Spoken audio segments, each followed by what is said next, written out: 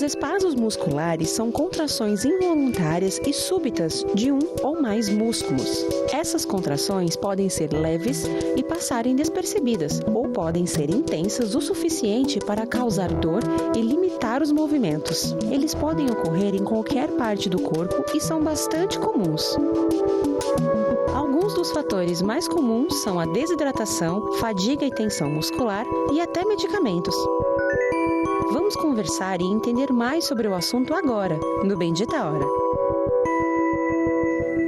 Olha aí, gente, tá vendo? Eu lembro que quando eu tive o Covid, eu tive 3 Covids, né? O primeiro que foi que me atacou um pouco mais, não sei se foi a medicação, o que era, mas todas as vezes que eu deitava na cama, mas nem dormia, eu deitava, eu parava um pouquinho, meu corpo fazia assim, toda hora, meu corpo, eu não conseguia segurar o meu corpo. Eu não sei se era a medicação, não sei se tinha a ver com a questão do Covid, mas daqui a pouco nós vamos tirar essa dúvida e outras, e muitas outras sobre espasmos, né? Com a nossa querida doutora Carolina, que está aqui. Dá uma olhada, já mostra a Carolina aqui, ó, super jovem. Doutora Carolina, que ela é neurologista. Doutora Carolina, muito boa tarde. Muito boa tarde. É muita alegria ter a senhora aqui. Para nós é uma honra ter uma médica jovem para a gente falar um pouquinho sobre esse assunto, né? Sobre esses espasmos musculares aí. Doutora, eu acho que seria legal a senhora, assim, de uma maneira breve, claro, mas os espasmos, ele tem alguns tipos de espasmos. Quando a gente fala de espasmos, eu dei um exemplo bem na entrada da acolhida, que eu falava que na hora que eu ia deitar, o meu corpo fazia algumas mexidas involuntárias. E eu não conseguia segurar isso, né? Mas não machuca, não fazia nada, mas espasmos, ele pode também gerar outros tipos de mobilidade, alguma coisa diferente, doutor? Pode. Então, na verdade, esse termo espasmos é um termo bem geral. Geral. E como teve a introduçãozinha, que eu achei super bonita, por sinal, é isso mesmo, são contrações involuntárias que podem ocorrer num único músculo, bem comum aqui, ó, o pessoal bem cansado. Às vezes pula, parece que tá pulando aqui, né? Exatamente. Cantinho do olho. Exatamente. Aqui é cansaço mesmo, geralmente. Que é um espasmo. Também é considerado um espasmo. Então, é um termo bem genérico para contrações involuntárias de um único músculo, de um grupo de músculos. Então, as causas são bem diversas também. Então, por exemplo, um espasmo mais mantido, assim, uma cãibra, um espasmo doloroso, tem suas causas. Tá. Tem doenças que podem causar esse tipo de espasmo. Tem espasmos mais benignos, como as mioclonias do sono, que são esses espasmos bem rapidinhos que acontecem. Daquele disparinho assim no teu corpo, dá até um susto, parece que você levou um sustinho. Exato, mas as mioclonias do sono, elas podem ser benignas, do sono mesmo, que são a maioria, mas podem estar relacionadas também a algumas patologias, graves, não graves. Então, é um termo genérico para contrações musculares involuntárias que tem múltiplas causas. A questão a gente deu o exemplo aqui, até o Paulinho brincou, né? Do tique, né? A gente dá o nome de tique, né? O tique nervoso. Tem pessoas que às vezes pisca o olho, às vezes faz assim, às vezes pula aqui. Algum tipo, isso também é um tipo, pode ser considerado um tipo de espasmo? Pode ser considerado um tipo de espasmo, sim, pode ser considerado. Nesse caso, o tique, ele pode estar isolado, ele pode ter, numa mesma pessoa, diversos tiques, e aí pode estar dentro de uma síndrome, então podem ter causas benignas. O tique pode ter uma causa benigna também, pode ser passageiro na vida de uma pessoa, pode não ter significado nenhum, mas pode também ocorrer dentro de uma síndrome. A Tourette, por exemplo, que é uma síndrome que tem muitos... Então, se é uma coisa que tem uma sequência e isso começa a incomodar a pessoa, então convém, né, doutora, fazer uma investigação maior. A senhora que trabalha, a senhora é neura, fazer uma investigação para ver a causa, o que está acontecendo, se há alguma disfunção dentro da pessoa. Porque a gente, por exemplo, tem aquele ator, é claro que são casos bem diferentes, que foi aquele que fez o filme De Volta para o Futuro. Jovem de tudo, ele começou a ter alguns problemas que o levou a ter o mal de Parkinson. Sim. Né? Então, eu acho que ia ser bem legal a senhora falar. Cada caso é um caso, vamos com calma, tem que ser feita toda uma investigação. Porque no caso dele, que se você for vê-lo hoje fazer uma entrevista, ele o tempo todo ele fica assim, ó. O tempo todo ele mexe a cabeça, que dá uma certa aflição até.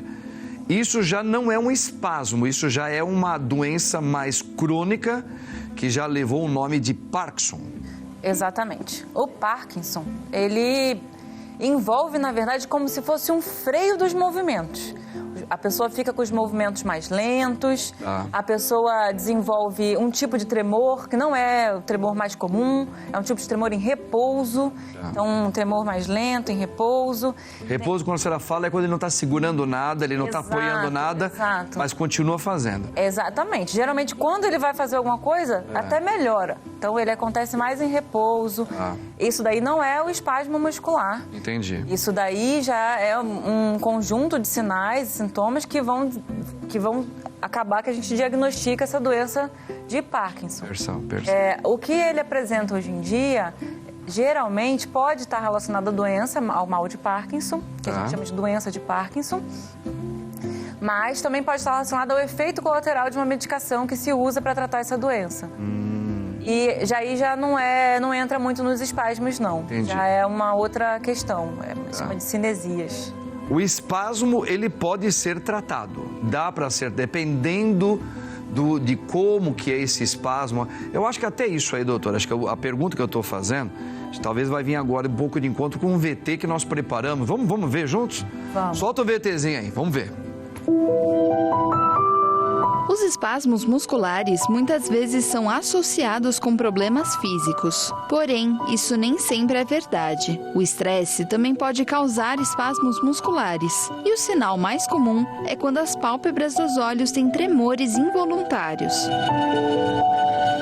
Muitos ignoram esse sinal de que algo não vai bem em nosso corpo. Porém, é preciso ter atenção a esses tremores, já que podem provocar dores nos olhos e mioclonias, que são espasmos mais rápidos e repentinos. Além das pálpebras, outros membros do corpo podem sofrer com movimentos repentinos e involuntários causados pelo estresse. É importante lembrar que quando a saúde mental não vai bem, nosso corpo dá sinais físicos. Tenha atenção e cuide bem de sua mente.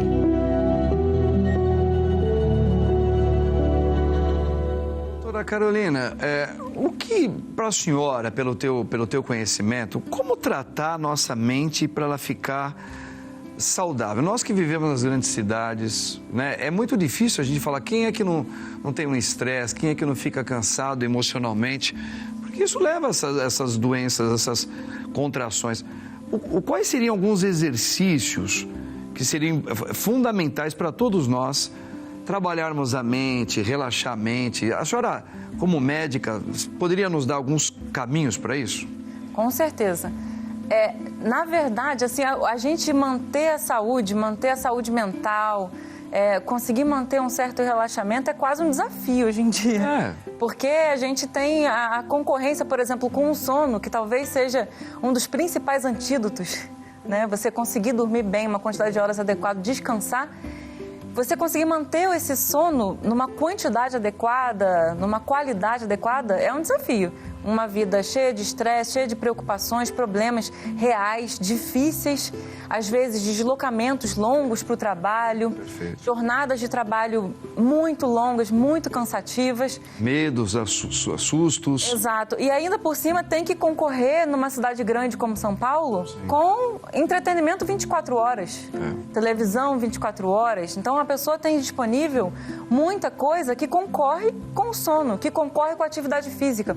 Eu diria que o sono e a atividade física talvez sejam os dois principais antídotos para o estresse, sabe? Você também ter um tempo livre com a família, sabe? Manter contato com religião, espiritualidade, tudo isso ajuda a gente a desconectar um pouco dessas preocupações, desses problemas. Eu acho que nós estamos tendo nós fazemos da nossa vida um mau hábito, né, doutora? Por exemplo, a gente às vezes está tão cansado e a gente, até pela nossa própria vida humana, a gente fala, pô, eu quero chegar na minha casa, até o momento que eu vou dormir, eu quero aproveitar para fazer alguma coisa que eu gosto. Eu quero me desligar do mundo, só que a pessoa ela fica ligada ou na frente de uma TV, ela fica ligada na frente de uma tela de celular ou no telefone.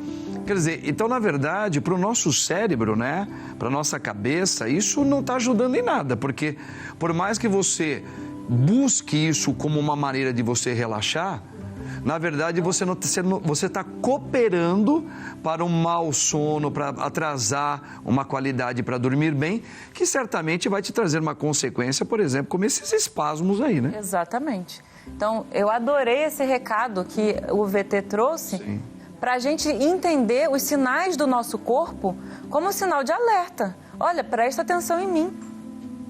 Me ajuda. Estou cansado. E a questão das telas é uma questão que vem sendo largamente discutida hoje em dia, não é à toa. A gente, quando saca o celular antes de dormir, já na cama, né? Tem várias questões. Tem a luz, tem o próprio conteúdo que você busca. Sim, o seu cérebro está toda hora tentando... Sim, muitas vezes você acaba vendo coisas que te deixam chateado, triste. O impacto da notícia, o susto daquilo tudo, toda hora, a cada momento. Exatamente. Você acaba tendo acesso a coisas ruins que estão acontecendo do outro lado do mundo, um pouquinho antes de você dormir. Isso afeta. Exato, com certeza afeta. Afeta. Doutora Carolina é maravilhosa, hein, gente? Vocês estão gostando da doutora Carolina? Eu tô amando ela aqui, hein? Super jovem, capaz e, olha, capaz, hein? Doutor, nós temos uma pergunta no VT. Vamos ver para ajudar o nosso povo aí, ó. Pode perguntar para ela, solta o VT, vamos embora. Existem tratamentos alopáticos para espasmos musculares? Doutora Carolina, Tem sim. Tem, assim, como eu disse, as causas são múltiplas. Então, o ideal é a gente sempre tentar tratar o que está por trás do espasmo muscular. Esse é o certo. Se a gente vê que está relacionado a estresse, então a gente vai tentar conversar com o paciente para medidas para aliviar esse estresse. Perfeito. A ansiedade é a mesma coisa. Dependendo do nível da ansiedade da pessoa, pode ser que precise de tratamento alopático para a ansiedade. Se o espasmo estiver incomodando muito, se ele for prolongado, doloroso, persistente, então há vários dias já com aquele espasmo, estiver causando muita preocupação para a pessoa, aí a gente pode sim instituir algum tratamento. Então, logicamente, vai depender do tipo de espasmo, mas boa parte deles pode responder a um relaxante muscular, por exemplo. Perfeito. Então, pode ser que a gente lance mão, sim, de um tratamento alopático, mas existem muitos suplementos que a gente pode tentar também, se a gente puder ter acesso a certos exames do paciente, exames de sangue, onde a gente pode ter acesso a níveis de eletrólitos, por exemplo, do paciente, sódio, potássio. Toda a parte também de vitamina, né, que tem ou em excesso ou falta. Mais comum a falta, geralmente, né? E aí a gente pode seguir por essa linha mais natural, sem precisar do tratamento alopático. Legal. Doutora Carolina, nós temos o Jorge Figueiredo, ele está falando, boa tarde. A síndrome de... Como é que é o nome, doutora? Tourette. Tem alguma relação com espasmos musculares, doutora? Então, a síndrome de Tourette, a gente estava comentando antes sobre o tique, né? É uma síndrome que a pessoa tem múltiplos tiques, inclusive vocais também. E quando o paciente tem os tiques motores, né? Pode ser considerado, sim, um espasmo rápido. Uma contração, né? Voluntária, pode ser considerado, sim. Então, tem essa relação de que é uma das causas, de um tipo de espasmo. A gente hoje está vivendo uma era, doutora Carolina, de que hoje os médicos, aliás, praticamente todos vocês médicos falam a importância também hoje de uma pessoa, na medida do possível, fazer exercícios físicos, né? Sim. Até que ponto também, por exemplo, uma pessoa que nem eu tenho um pouco de dificuldade para dormir. Já melhorou, mas ainda tenho um pouco. Eu deveria dormir com maior qualidade, tá? Não digo de tempo, de qualidade. Eu acho que a minha qualidade de sono ainda ela não é legal. Mas aí, poxa, você já está um pouco cansado. Aí você ainda vai e precisa fazer exercícios físicos por várias questões, né? Não é só estética, não, é uma questão de saúde. Sim. Até que ponto também fazer os exercícios físicos, onde na parte da sua cabeça você anda cansado, você não anda dormindo direito. Até que ponto é bom fazer exercício físico E até que ponto isso também não leva a alguns espasmos musculares, doutora? O exercício físico extenuante é uma causa comum de espasmo muscular, mas com relação a exercício físico, o exercício ele é considerado uma atividade física, então alguma coisa relacionada ao movimento, mas que é mais estruturada. Que ele é diferente de uma atividade física feita porque você tem que sair de casa para trabalhar, para ir fazer. Exato. É uma coisa mais... Sim, mas o que eu sempre converso com meus pacientes? A gente precisa entender a rotina do paciente. Não adianta você chegar e falar, eu preciso que você faça tantas vezes por semana de musculação, não é assim. Você tem que ver a realidade da pessoa e tentar encaixar no dia dela o que dá para fazer. E muitas vezes o que dá para fazer é negligenciado, porque tem coisas simples que dão para fazer. Deslocamentos entre um local e outro que são feitos de carro ou utilizando transporte público. A pessoa poderia tentar fazer a pé, pelo menos uma parte deles. Perfeito. Então, a atividade física... Não é que a atividade vai substituir totalmente o exercício físico, mas ela já vai ajudar bastante. Então, se a gente conseguir organizar a vida do paciente para que aquilo não tire o pouco tempo livre que ele tem, por exemplo, com certeza vai agregar muita qualidade de vida, inclusive no aprofundamento do sono. O sono é uma questão mais complexa, né? Muitas coisas podem ser responsáveis por um sono que não está sendo totalmente restaurador, mas a atividade física pode contribuir para muitas dessas causas, como a apneia do sono, por exemplo, que é uma doença super comum, que reduz muito a qualidade do sono e que melhora com a atividade física. Melhora totalmente não é o tratamento oficial, mas pode melhorar bastante. Os espasmos musculares, eles independem da idade da pessoa ou existem assim no ser humano mais idoso, mais jovem, ou aquele que está numa ativa maior, né? Um homem, uma mulher na sua idade de grande trabalho? Onde é mais comum, doutora? Você percebe que é uma coisa muito... Isso independe muito. Às vezes uma criança pode ter, não sei, como é que é isso? Pode. É que depende da causa, né? Se a gente for falar de espasmos mais comuns relacionados à desidratação, mesmo que são os mais comuns, relacionados à atividade física extenuante, a abuso de cafeína, pode dar abuso de álcool. Se a gente pensar nessas causas, eu diria que é a juventude. Talvez tenha mais o adulto jovem. Perfeito. Mas é bem comum também. O estresse hoje em dia, até criança está estressada, né? Então, agora, dependendo de uma causa, por exemplo, epilepsia. As epilepsias causam causa clássica de certos tipos de espasmos musculares. Então, as epilepsias podem ocorrer também em qualquer idade. Qualquer idade, sim. Então, depende da causa. Nós temos mais um VT. Vamos agora entender um pouquinho agora o outro lado, um lado também interessante sobre os espasmos. Dá uma olhadinha aí. Por vezes, os espasmos musculares são sintomas deixados de lado pelas pessoas. Mas não se engane, é importante investigar o porquê disso está acontecendo com o seu corpo.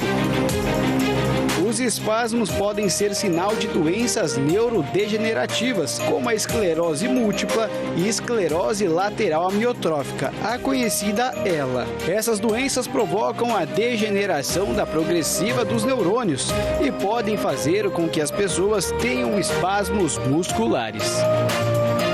É importante consultar especialistas para entender o que tem e assim fazer o tratamento correto. Doutora Caroline, é sempre muito importante lembrar o que a senhora colocou logo no início, né? Eu acho que quando é uma coisa que começou com você, parou, ficou um pouquinho, passou, tá tudo certo, até aí tudo natural, isso acontece com qualquer um de nós. A partir do momento que começa a ter uma sequência daquilo, aquilo começa a se tornar algo que fica o tempo todo, é importantíssimo procurar um profissional, um especialista na área. Com certeza. Se o sintoma está doendo, tem outros sinais junto, outras coisas estranhas, por exemplo, no caso da esclerose múltipla, dificilmente a pessoa vai ter só os espasmos. Geralmente vai ter algum outro sintoma junto, que pode ser bem variado. No caso da ELA, geralmente vai ter fraqueza junto da esclerose lateral amiotrófica. O músculo vai atrofiando. Então... É bem diferente do que simplesmente algumas do que só os espasmos. Só os espasmos. Exatamente. Então, se o espasmo começa a ficar prolongado, dói demais, está persistindo, ou mesmo se estiver causando preocupação, por mais que tenha acabado de começar, eu confio muito no sexto sentido das pessoas, sabe? Se a pessoa sente que aquilo ali está estranho, estou achando estranho, procura alguém, procura um médico. Porque só você sabe a tua vida, como que é no seu dia a dia, que você nunca teve. Exatamente. Aquilo está começando a te deixar estranho, vai ver. Exatamente. Na dúvida, vai ver. Na dúvida, vai ver. Com certeza. Agora, a senhora como médica também, doutor, acho que isso aqui é muito importante, né? Eu falo também como padre, porque o que eu mais vejo são pessoas que na hora que começam a ter algum sinal no corpo, no caso do espasmos, que nós estamos tratando hoje, mas seja lá outro tipo de doença. Hoje, por causa da internet, as pessoas, eu entendo, tem muita gente que não tem condições de ficar saindo toda hora para ir procurar um médico e vai no doutor Google verificar. Isso daí eu vejo como uma coisa muito ruim, né, doutora? Porque ali não tem só um auxílio de informação. Ali eles vão colocar tudo aquilo que é uma possibilidade de uma coisa mais remota até a coisa mais crônica. E não é bom, porque aí já pode entrar a afetar toda a parte de preocupação da pessoa, né? Sim. É o médico que tem que procurar direto, né? É melhor que quando as pessoas têm a possibilidade de ter um médico que ela possa consultar, que tenha algum tipo de proximidade, que tenha esse acesso, é melhor que ela busque informação confiável. Mas se ela precisar muito procurar na internet, tentar sempre procurar em sites de associações de médicos, sabe? Entendi. Em sites mais oficiais de cada especialidade, por exemplo. No caso dos espasmos, talvez procurar lá dentro do site da Academia Brasileira de Neurologia. Entendi. Sabe? Ser mais profundo, vai numa questão mais séria, né? Exato. Não geral, não uma coisa muito abrangente, né? Exatamente. Como as fake news. Você procurar de onde que eu tô lendo? De onde que eu tô buscando essa informação? Isso, vai se aprofundar no caso, né? Nós temos mais um VT, mas daqui a pouco, se tiver um tempinho, eu também queria falar, doutora, claro, se as dores de cabeça, a senhora que é médica para isso também, se alguns tipos de dores de cabeça estão associados a algum tipo de espasmo também. Mas daqui a pouquinho a doutora vai acoplar aí. Vamos lá, solta o VT, vamos ver. Olha aí, gente, baseado em fatos reais, né? Sim. E, doutora, aí, tá vendo? Isso é um tipo de um filme, aliás, emocionante, né? Demais. O cérebro humano, realmente, ele é uma área ainda a ser que nem um oceano ainda, né? Tem que ser, sendo sempre estudado para ter muitas descobertas, porque sempre tem alguma coisa nova que aparece, né? A gente não conhece tanto do cérebro, não conhece, apesar de estudar extensivamente. E é um grande mistério, incansavelmente. Né? Incansavelmente, né? Você vê cada vez mais, às vezes é uma doença que nesse caso aí, ela já é tem um nome esse tipo Essa daí é a esclerose lateral amiotrófica, que a gente tinha comentado. Sim. Que é uma doença que é bem cruel, né? No caso do Stephen Hawking, ele durou muito mais tempo do que a média de vida das pessoas que têm essa doença. Certo. E é uma doença que vai atrofiando os músculos do corpo, todos mesmo. E é uma doença que pega os nervos e vai atrofiando os músculos do corpo. Inclusive atinge os músculos respiratórios e tal. Então, coisa, né? É um sofrimento muito grande, né? É um sofrimento bem grande. Não só para a pessoa, como aqueles que estão então próximas a ela. E nesse caso, os tratamentos, eles são meio paliativos só para esticar um pouco mais, né? Quando chega nesse ponto, né? Sim. A gente até tem medicação que tenta retardar um pouquinho a doença, mas ela, sinceramente, ainda está muito aquém das nossas expectativas. Ainda a ciência ainda está buscando bastante. Doutor, e a dor de cabeça também, né? Porque, assim, é claro que a dor de cabeça é uma dor que ela pode ser sinal de tantas coisas, né? A gente sabe disso, não é uma coisa só. Eu mesmo, às vezes, quando me dá dor de cabeça, por causa do meu fígado que está atacado, né? Mas, assim, ela pode entrar dentro de uma chave de espasmos, dependendo como for, ou não? Eu acho que talvez mais, é muito comum a gente ver dor de cabeça relacionada à parte da musculatura, mas não tanto de espasmo, mais de tensão. Uma coisa mais mantida mesmo, sabe? Então, é bem comum até a gente ver. alguns padrões de dor que tem essa questão da tensão, má postura, que gera tensão e que gera dor de cabeça. Isso. Questão de tensão, travamento da mandíbula. Sim. Muita gente tem essa resposta ao estresse, travar a mandíbula. Entendi. Tem gente que range os dentes dormindo, que é o bruxismo. Também que trava a mandíbula dormindo. E aí, quando trava a mandíbula, se a gente colocar a mão aqui, ó, tensiona tudo. Tensiona tudo. Tensiona tudo. É verdade. Então tem vários fatores, né? Vários. Tá bom. Doutora Carolina, aqui é muito gostoso falar com a senhora nessa tarde. Espero que a senhora volte, nós vamos falar de outros assuntos dentro do mundo da ciência. E eu fiquei muito feliz de tê-la aqui. Eu agradeço. Eu adorei. Tá bom? Adorei. Até a próxima, se Deus quiser, doutora. Agradeço. Até. Obrigado. Doutora Carolina, um sucesso, hein? Olha, falou muito bem. Espero que vocês tenham gostado dessa nossa tarde.